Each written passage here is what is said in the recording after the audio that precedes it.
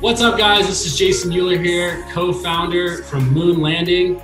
Today I have a very special guest with me here on the launch pad. We have James Fisher, also known as Lvnding. James, how's it going, brother? Good, man. Thank you for having me. Appreciate it. Absolutely. We're stoked to get you on. I know we had you on Orbit earlier this year, which was our digital event where we raised some money for Feeding America. We're stoked to have you on that. I really think you kind of stole the show that day with that opening set. Thank you, man. That was a fun one. I've been enjoying doing the live streams. Well, we can't play any shows right now, so Orbit was a good one to be on. You know, what's kind of been the transition of going from like a live show to just doing these live streams for you? It's definitely different for sure.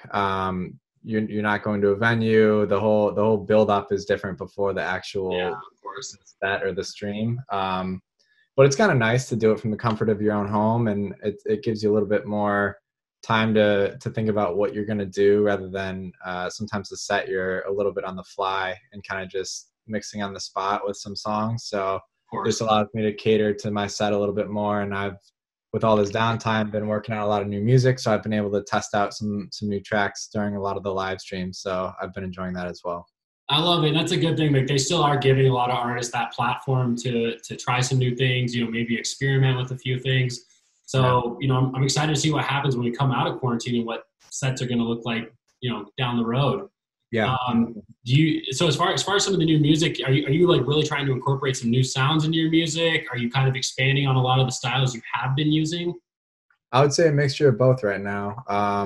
There's definitely a lot of things that I had been doing that I think I just have a little bit more time to expand on right now, which I've definitely liked. But also I've just in general had more time at home, so I've been able to try some new things and experiment and see what does and does not work too. But been doing some more guitar and things like that, and starting to incorporate more like recording my own guitar in rather than either chopping up samples or having friends record for me. So that's been kind of nice because I've known how to play guitar for a while, so recording it in has been kind of a fresh way to start new songs and kind of approach the project. So I love that because you can take that simple riff and just create a whole entire track from it. Yeah, definitely. It's so amazing where that inception of an idea from a song starts. So how long when did you pick up the guitar for the first time? How long have you been playing? Guitar, I probably picked up when I was probably 13. So I started playing mainly acoustic guitar back then, and I've played acoustic guitar the entire time. I feel like that's how everyone gets into it, you know. Yeah, and I still love that a lot. I have an electric to record in, and then I put a lot of effects on it to make it sound like my style, but rather than like an electric guitar from a band. But yeah, probably since I was 13. So still love playing and play whenever I can. So I was like, might as well just buy one that I can record in. So. I love it. And you get that true organic sound, and you're not just pulling from sample packs like everyone else. You know, it really gives you a chance to create something truly original, you know? Yeah, definitely. And I definitely like to pull from the packs a lot as well, but it adds an extra layer and element to have when you're kind of making it yourself. Yeah, absolutely. So that guitar, was that exactly what really got you into creating music and got you that start, or? Guitar is probably the first instrument that I learned.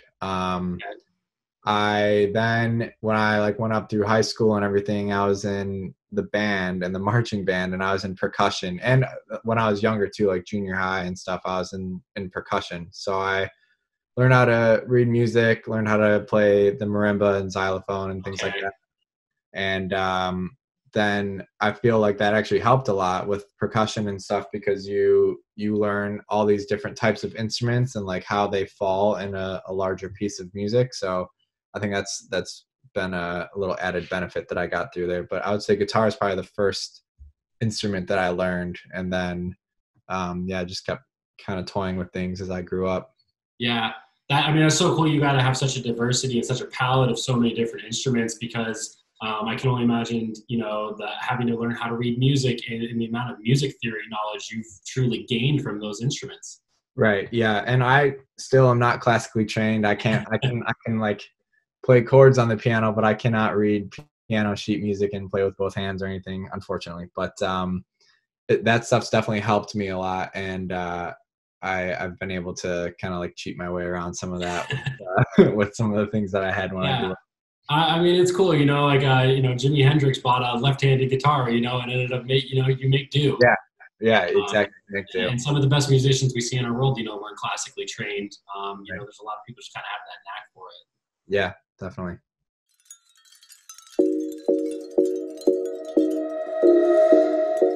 You just had a track come out fairly recently with Jenny Potts. Tell us a little bit about that track. Yeah. So we were talking about Denver earlier. When I was flying out to Denver before quarantine and before COVID was a thing, really, I think it was end of January. I flew out there. I was on a plane ride, and it was like a nighttime ride, so all the lights were off. And I have a pair of noise canceling headphones I put onto the computer, and I was just like, might as well start a new track idea here Right on because the plane. can't talk to anyone. Yeah. So that song, I pretty much knocked out like the meat of that song in that plane ride, and it was like almost done by the time we landed. I had like the full idea pretty much. Did the landing stop the inspiration? Or? Yeah, when we started having to go, because Denver, from Chicago to Denver is only a couple hours, so it's not that much time to knock it out. But I was happy with how much I got done, and then I just kept expanding on that. And then Jenny and I had been in touch for some other tracks even a year ago, or maybe more, maybe 2 years ago now. And I sent her a few this time around, and she like Reflections was wrapped up and done, and it was actually mastered and all completed at that point. But I sent her that because she was looking for just some inspiration for one song that she was going to sing on in the first place. And she just liked Reflections so much that she asked if she could sing on it. And it just seemed like a good fit for her voice. So then we just started going back and forth and working on that. And then a few months later, we wrapped it up. And maybe not a few months later, it had been wrapped up. And then we worked with Lowly to get a release date. And then, it came out a couple weeks ago. So that's awesome. No, definitely really great. I've had a chance to listen to it as well, which has been great. And I've even talked to you just off the camera, just being a fan of some of your older stuff even, and what you're putting out. Yeah, thank you. Yeah, absolutely. Well, from the old track to the new, we got a new one coming out. What's the release schedule looking like, and who's this one going to be with? What's that? Yep. So the new one I'm releasing with my friends Enzo and our other friend Bluka. So the three of us, I had collabed with Bluka a while back, and then Enzo and I have the same manager, and then so we've been friends for a couple of years, and then we collabed maybe a little over a year ago. We put a song out, and then he and Bluka collabed. So then we had all collabed with each other, but we hadn't done like all at once. So then we were like, all right, let's get a weekend together where the three of us just get in the studio, and we pumped out like 4 tracks right away. And the first one is coming out in September. I don't know the exact date, but it's gonna be out. And that's the manager's problem. Yeah. The date changed a couple times, so I've been struggling to keep up with it. But it's super different. I think it's pretty different from all of our styles, but it has all of us in there. So it has like a little piece from each of you where you can kind of go, okay, I know where that vibe's coming from. Hey, those sound familiar over here. Yeah, definitely. And I think the other ones that'll come out at some point in the future show that as well. They all have little pieces that you can like, we each added those certain layers, and they're pretty like, they point towards one of us or the other one. So, but yeah, that'll be out in September, and it's pretty like down tempo and super chill. So I'm very excited for that one to go out. Awesome. That's cool. What's it like collabing with 2 other artists? Like, I know it's going back and forth with one artist is a lot and trying to tweak things. You add that third, now you can have 2 people out voting, one on ideas. What's it like extending a collab to that? Because a lot of nitpicking and splitting hairs of ideas for sure. Bunch of creatives. Yeah, but once we get rolling on something, it goes fast for sure. And now that we've been in the studio a couple times together, we kind of have like a little like routine. So we set up 3 chairs, and then someone's taking point, and the other people are like sitting behind like to each side. Backseat driving. Yeah, right, exactly. So, and we all like we all know generally the same amount of knowledge about the programs, and then I would say we each have little areas that we know more about the other producers in. Yeah. So we're all able to say like, hey, not while you're in there, just fix, like, add this, and then whoever's on point will just do that. And then Yeah. the recording process, though, usually one of us will sit down, and it changed each track, but someone will sit down, like either start with a drum pattern or some chords, and Bluka would bring a bunch of like keyboards and things like that he has at his place, and then we would plug those in and record those, and sometimes that would start, or sometimes Enzo would or I would. So once you It's get just so crazy how abstract the songwriting process is. It can be you sitting on a plane, or hey, no, we have all this equipment in here. Like I've just seen both ends of the spectrum. So that's so cool to see. Like, hey, here's what I did on my last track, and just how different this new track in the process of creating it went. Yeah, agreed. You can do it solely on your laptop, or you can do it with a ton of instruments. It just, there's a pretty wide range of how you can get it going. Which side do you usually find yourself on? Is the plane rides like a normal thing, or just inspiration hit that day and it was? When I'm like forced, or like just sitting down and like kind of hunkered down and knowing that I'm gonna knock something out, that's usually when I can like really go at it. And I think the less distractions, the better. So Quarantine's been great to you then. Yeah, I've been able to work on a bunch of music, which I'm happy about. Yeah. I don't use a lot of external instruments. Like I was saying, I've just started doing guitar. I have a keyboard, but I like to do a lot of samples and things like that, and like little vocal chops. So I kind of do well when I can like sit and kind of just plug and play and see what works and doesn't work, and adjust and kind of rearrange based off of like what fits. So I work best when I have some time to just kind of do that. Very cool. Yeah, so obviously the last two tracks you've been able to collaborate and work with a lot of people. What's been like I would love to hear what one of your more favorite tracks is that you solo produced, or something that you're really proud of. Yeah. What was one that you just put out where it was all you, just start to finish, where it's like, I'm not letting anyone touch this one. This is mine. Probably Daydreaming, like we were talking about it once. Again, off camera, everyone. I was fanboying a little bit. It's one of my favorite tracks of James here. Yeah, Daydreaming, I would say, is one of my favorites. And also my track I'll Get There. Also that one I feel like shares a lot of the same elements, or like the same kind of vibe that Daydreaming has in a lot of ways. Those two, with neither of them having a vocalist on them, especially for I'll Get There, I wanted to like prove to myself that I could put out a track without a vocalist on and just use vocal chops only as like the main almost melody or thing that you would catch on to, like if you were to listen to a song with the singer. And I wanted to prove to myself that I could like do that and that it would work, because I'd done plenty of tracks with vocal chops that just never went anywhere. And a couple 100,000 streams later, it seems to have worked all right. Once it started getting some traction, I felt a lot better about that. So, but those two are two of my close to me that I didn't. Were you a little nervous putting that out, as well as how it was going to be received? Because like you said you felt a little better once you started seeing. So was there like kind of like, we'll see how this goes, or what was that like? Yeah, definitely. Well, so Daydreaming I put out, and that was the first track I ever put on Spotify, because I had that out on SoundCloud, and Spotify was just getting a lot larger, especially with like super small producers. It was before I even had a manager or anything.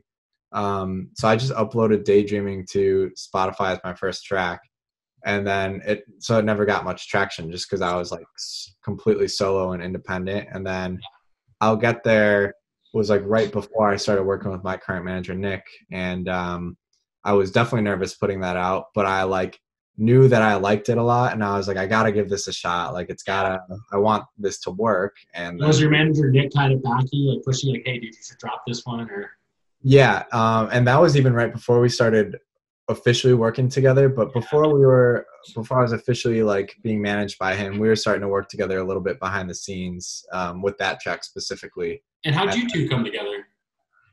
We met through a college friend of mine who was Milo, and he was another producer out of Chicago, and he was managed by Nick, and then he introduced us, and then Nick and I had been, in a lot of the same areas at like music festivals and stuff, and had met a bunch of times, and then we just started like talking about the project, and then I got booked on a few shows in Chicago, and then had released a couple tracks, and I think one of my tracks, it was a remix for Milo actually, and that hit 100,000 plays, and that was the first time I'd ever had that happen on Spotify. And then Nick and I were just talking more and more, and then it just seemed to like kind of start making sense. So yeah. And what's that feeling like, getting that first track that just hits something like a milestone, like 100,000 plays? Like, what's that feeling as an artist? The milestones are big. There's a lot of small successes you need, I feel like, to like get yourself to keep going and keep producing another one and like get another track out to try to make that happen again. But every milestone has been like something that I've really appreciated, and it has definitely like lit another fire for me to try to do it again. So no, that's amazing. Having that gratitude for hitting those things, it's a level of gratitude and a level of humility, really, which I can tell you really have. It really comes through in your persona too, which I love. That's awesome. Yeah. So kind of talking a little further, what are some other inspirations that have really pulled? Like, I'd love to hear the artists who you've kind of drawn some inspiration through. Yeah. Like, as you picked up that guitar and then you started transitioning all these other instruments and then eventually into producing, who are the people you've really kind of pulled from? So, three main ones I would say, and then I can talk about some people I'm really into right now. But the first artist that I ever listened to that like got me introduced to electronic music was Bonobo, and he's like a UK guy, and he does like a lot of really ambient and kind of chill house music in a way, but a lot of it's like really down tempo too, and he uses a lot of lower BP, lower BPM.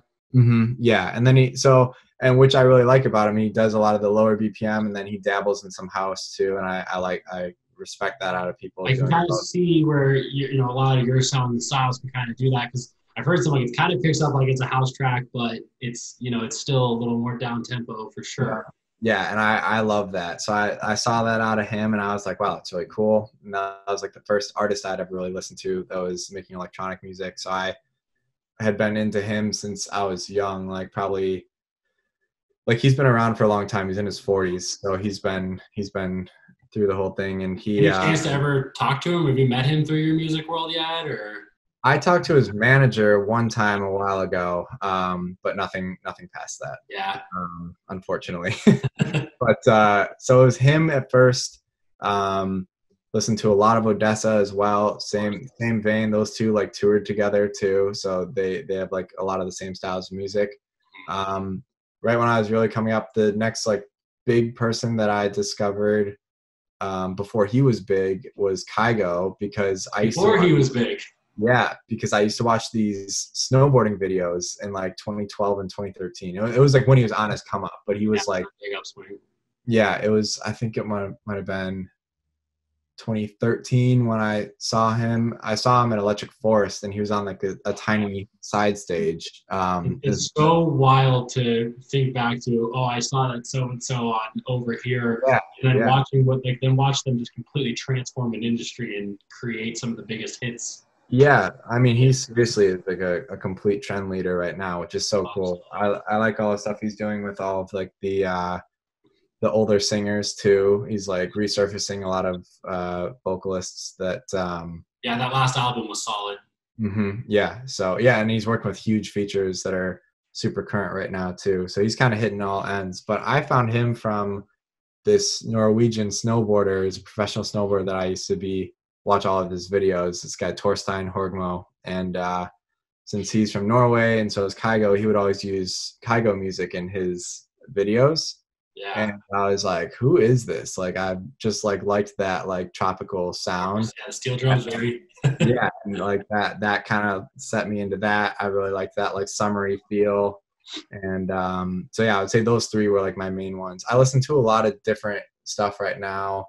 I try to like not go too far down one realm because I don't want to like be overly influenced by one thing or another. I like to keep it broad. And it's still cool when you can go pull an influence from a completely different genre or something out of it, because at the end of the day, music, it truly is universal. Yeah, right.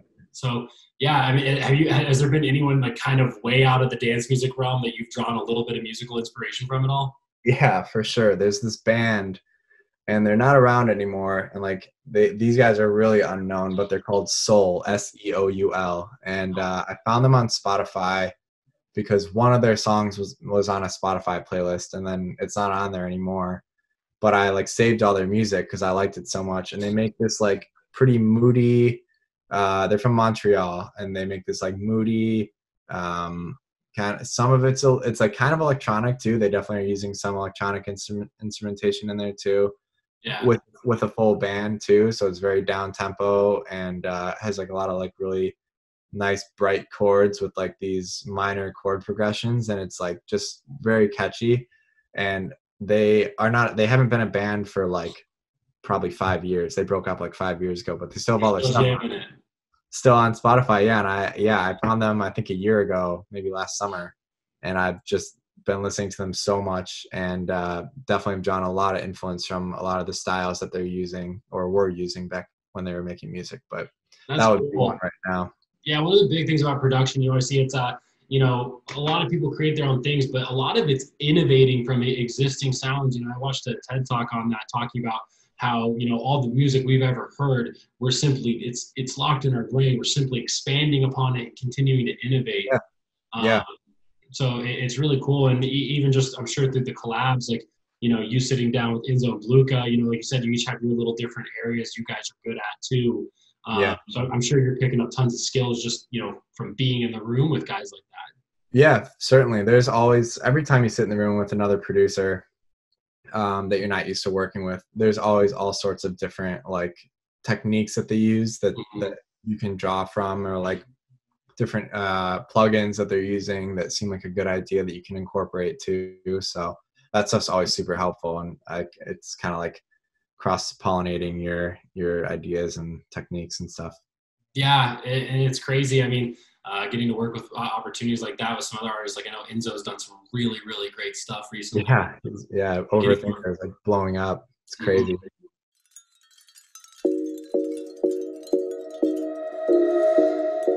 Speaking on inspiration, so what's a dream collab look like for you? Like if you could go just pluck someone out of the dance music world or electronic space, who would you go sit in the studio with and create a track with?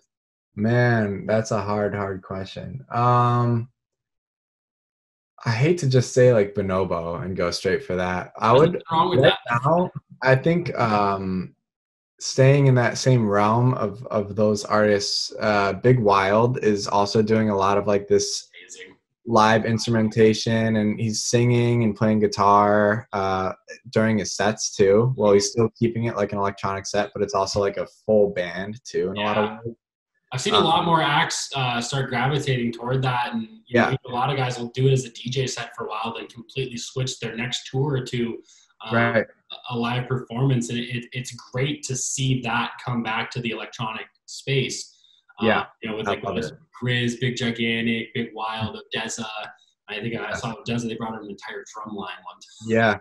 Yeah. I think all that stuff is really forward thinking and like filling a lot of space where people don't always just want to see a DJ set, where there is a time and place for that. I think a lot of people want to see something that's a little bit more live too. And I think he's specifically doing a really cool job in my opinion of that. And I've liked a lot of his music that he's put out. So can we expect to see some live Align sets here down the road when shows return? Or? Yeah. So I was supposed to have a headline show here in Chicago this past May, and that was going to be more of a live set. I do a lot of DJ sets, but I've also been slowly trying to incorporate some other things like drumming into those sets too. So I have like an electronic drum that you can put samples on each pad. So I would take the samples from those songs and be able to like play the drums or the hi-hats or something from a song while I'm playing that DJ set. So the idea for the live set was to do like the full drums with like a cymbal and everything on one side, and my other side have like the setup where I run everything through my laptop in Ableton, and then I was ideally going to incorporate the guitar and everything too. So that's the goal and plan at some point when I go do like a headline set and do it more like a full live set and be able to bring in a lot of that live instrumentation. I have a couple other controllers that like Cosmo does this actually, but it's like it's the machine, and I have that controller, and it's like you can plug in each vocal sample to each button on it pretty much, so you can like play the vocal samples live. So I'm ideally getting towards more of that, but the show was canceled, and that's kind of where that ended. It was rescheduled for next May, so ideally by next May we'll be doing that. But for now, we all hope, man. I know it just full time in it too. We're all hurting there for sure. Yeah. What's been your biggest takeaway though from COVID and this year? You know, you're on a big upswing. You know, really coming up early in a career. You get hit with something like this is just so far beyond your control. As far as just staying motivated and inspiration, you know, how are you? I've met so many musicians really struggling with that this year. How are you staying motivated? How are you staying inspired to continue to create right now while we can't go play live shows? Yeah, that's a good question. I was very lucky and like very fortunate to like right before COVID check a handful of things off of my list of like things I really wanted to do. So I played a few venues here in Chicago that were big ones on my list to knock off. And I felt like at the beginning of COVID, I was still riding that high. Yeah. But I've just been constantly trying to think of different things to keep myself engaged. So at the beginning, I was like, might as well just do a remix for somebody. Like I'll just do like, let's do something different and try to do a quick remix. So Win and Woo are Chicago guys, and they had a bunch of old songs that they had like the stems for those tracks. So I got the stems for their track Constellation and like whipped up a remix in a week, and then like that really kept me entertained, and then I like was enjoying putting that one out. It was just on SoundCloud and YouTube, but that helped. Then I did something new, and then I kind of went on a little stint where I just went heads down and knocked out a handful of tracks here just by myself, and made sure I just really gave those time and attention, and was like starting new ideas and finishing the ones that I had started too. So I think seeing some things come through fully like that helped keep me motivated. And the live streams have been a good distraction. It's the wrong word, but a good thing to like keep your mind on. It's a way to connect with people. Yeah, agreed. And still play a set too. So I think being able to like get the time and just like use that time to go heads down and work on new tracks, and then also play some stuff out a little bit to kind of like scratch the itch of playing a live show. It's got to feel good probably just having a little break from social media. I know as an artist, you guys get so taxed having to constantly keep up with posting and just staying on top of everything. So it's got to be a breath of fresh air. It's a weird thing to complain about, but yeah, doing the round of posts on all platforms and stuff can be a little tedious sometimes. But and then like the scheduling some stuff to release, like the Jenny Potts track and things like that. That's all helped me stay motivated, and then watching that come out has like helped me, I would say, get ready to do it all again and get more stuff kind of polished up and ready to go out. Yeah, I hear you.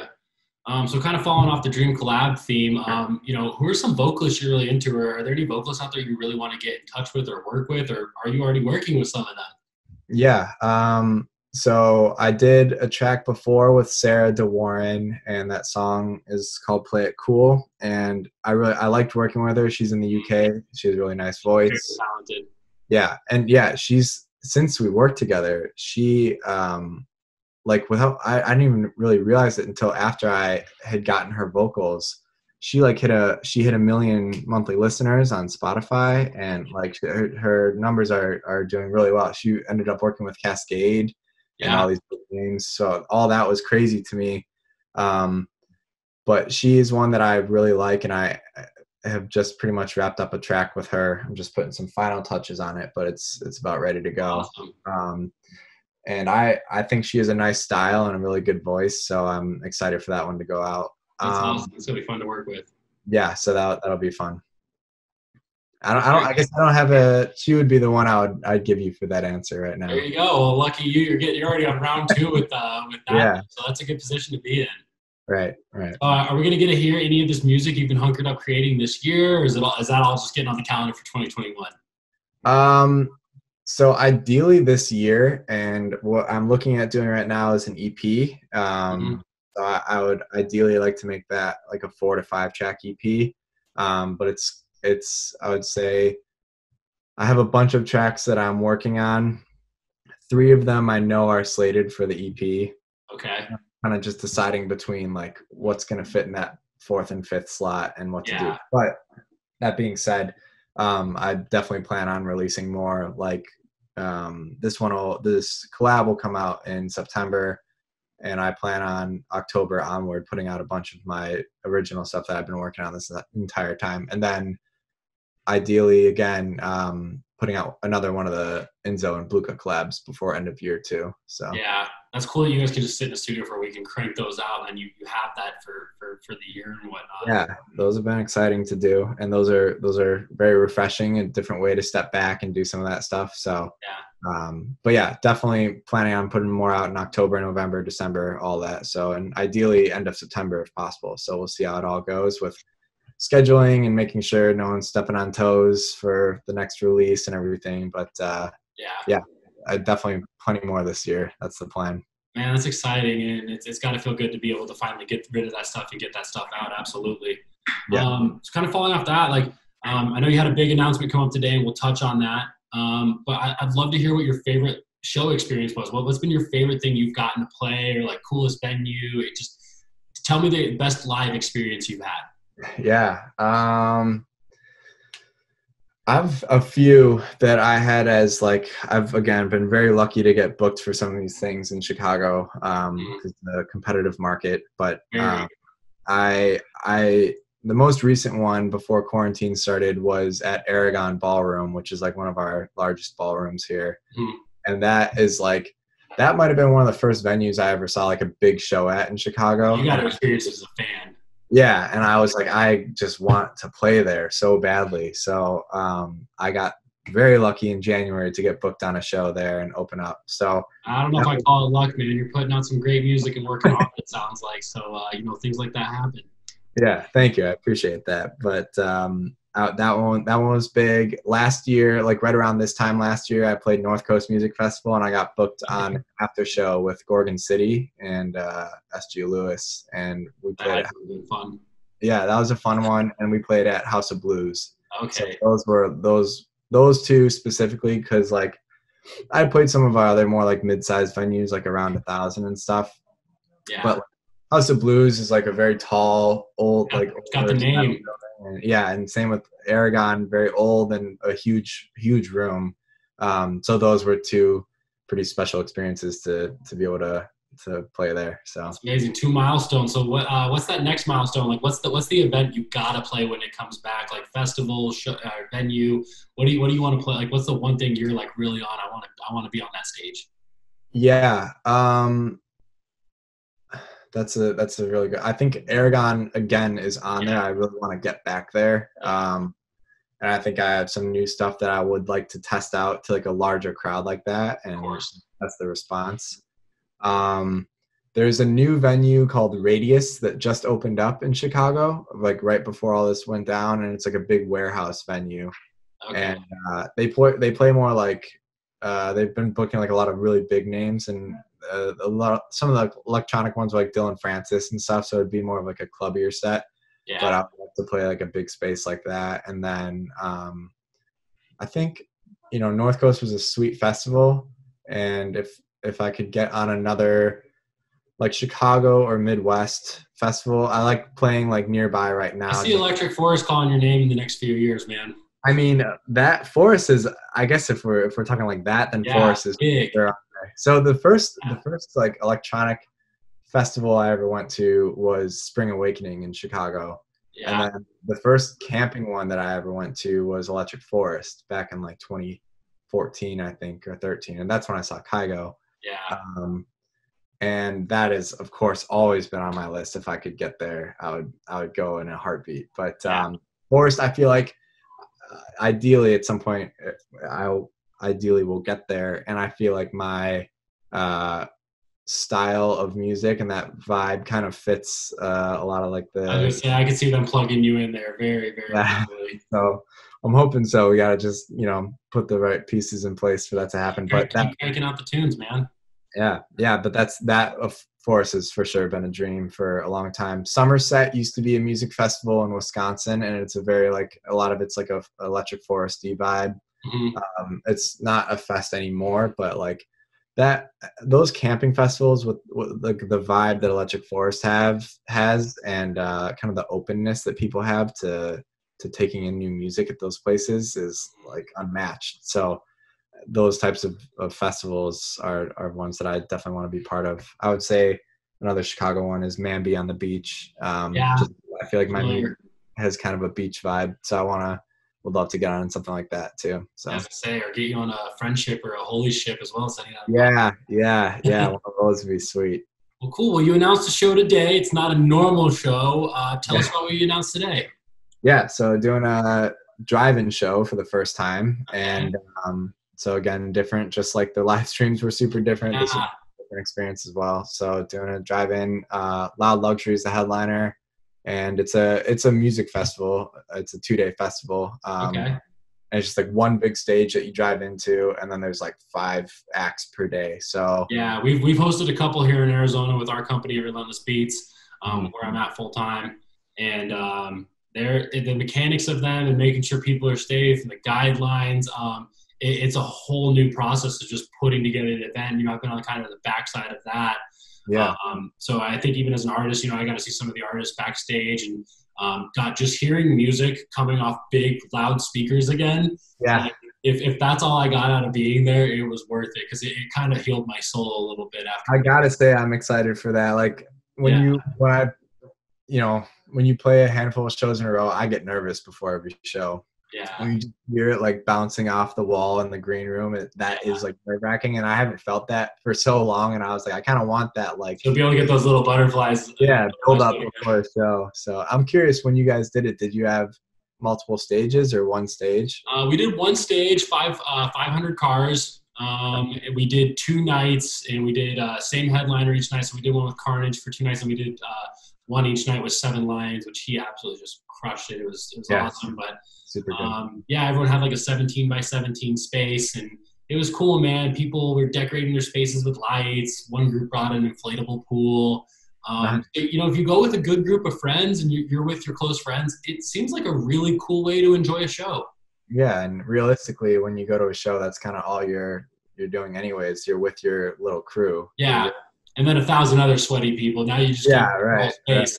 Right. This just makes it easier to not get split up from people and stuff. Yeah, no more. Where'd you go? Or meet us at the water station. That's all gone. If you get lost there, you might need to look for some new friends. Right. Yeah. No, I'm excited for the drive-in. It'll definitely be very different. But it'll be nice to play on like CDJs again and actually be playing on decks and on a full live stage and have a screen and everything behind me. I've definitely missed that. So. That's awesome, man. Well, James, dude, thank you so much for taking some time to share your music background and some of the exciting stuff that's coming for you. As I was telling you before, and I'll say this to the viewers out there, I really learned about the Align project this year, and he gained a fan of someone who works in the music world. Really, really excited for your future and some of the tracks you're putting out, and we'll have to get you booked down in Arizona here again sooner than later. Yeah, would love to come back, and thank you for having me on the show. I appreciate it. Yeah, absolutely. Everyone, James Fisher, aka Align. Be sure to go check out his new track coming out here in a couple of weeks or next month with Enzo and Bluka.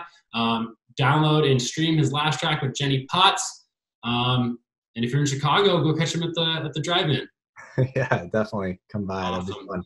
Well, it's Jason Euler here. This is the Launchpad. I want to thank you all for tuning in and continuing to support Moon Landing. We'll be continuing to drop some more of these episodes. featuring more artists, more music industry people. And until then, stay safe and stay healthy, everyone.